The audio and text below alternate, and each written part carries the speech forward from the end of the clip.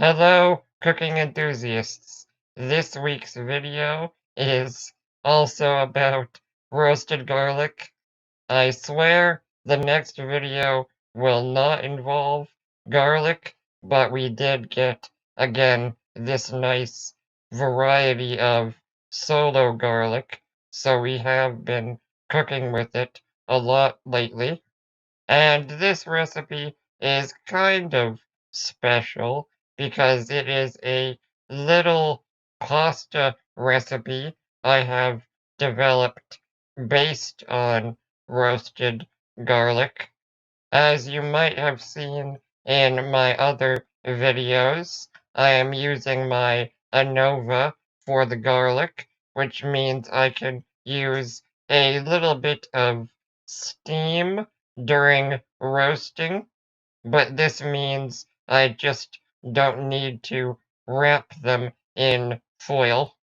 Another thing I like about this oven for roasting garlic is that I can get very specific with the temperatures. In this case, I did 145 degrees Celsius.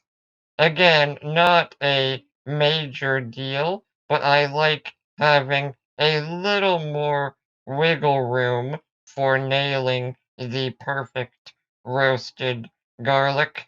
And I'm not really going to give a time parameter because it's going to vary wildly based on the size of the garlic heads. These little guys we checked on after 30 minutes. Also, something I did edit out of the video was making a roasted garlic paste that gets frozen for future use. I will still include my parameters for that in the video description. Now we turn to actually prepping for the pasta dish. As always, I have a number of ratios slash measurements for this recipe. Some of the ingredients are exact measurements, some are ranges, and others are still completely to taste. And while I think there's a lot of directions you could take this pasta dish, it's kind of special because I've kind of created this as my personal pasta recipe. This is my attempt at taking the philosophy behind really simple, classic Italian recipes, but using more contemporary ingredients that I really like. So the roasted garlic, I give a measurement range because you might want more or less flavor or be working with larger or smaller garlic cloves. But it is obviously the primary flavor as well as forming the sort of body and texture of the pasta sauce, so I wanted some degree of precision.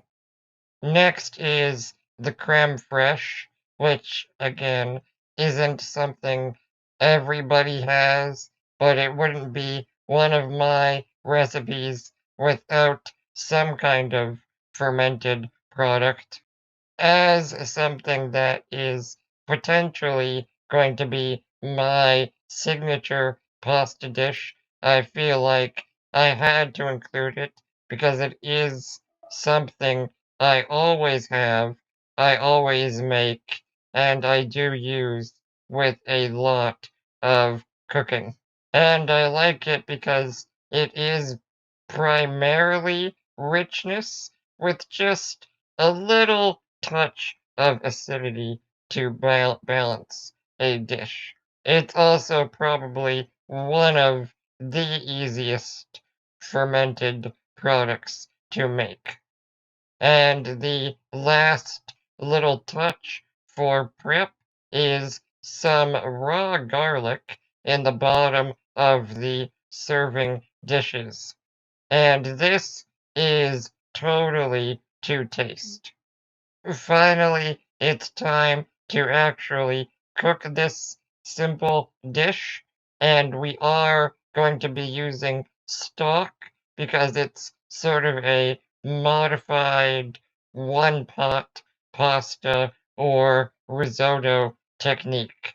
This happens to be some homemade light chicken stock, and in the video description recipe, I recommend a light chicken stock, a light vegetable stock, potentially even a mild dashi could be pretty delicious. So again, lots of flexibility for the dish here, and you could also, of course, use a store-bought broth, broth concentrate, or powder. You just have to regulate the salt quality because you are going to concentrate most of this liquid.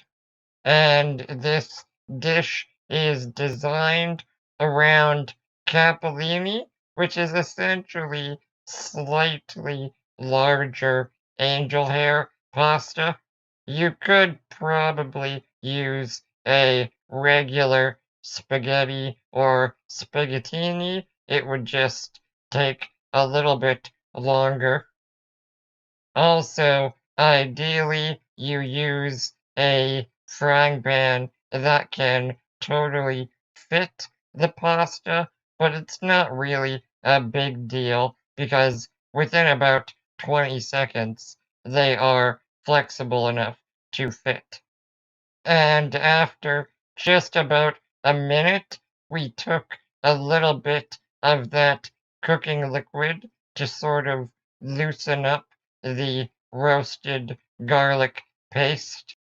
Now, obviously, one pot or one pan pasta dishes are pretty trendy right now, and there are also very classic Italian dishes that use this technique. Now, cooking pasta like risotto can have certain advantages. Obviously, it's potentially simpler and there's less dishes to do.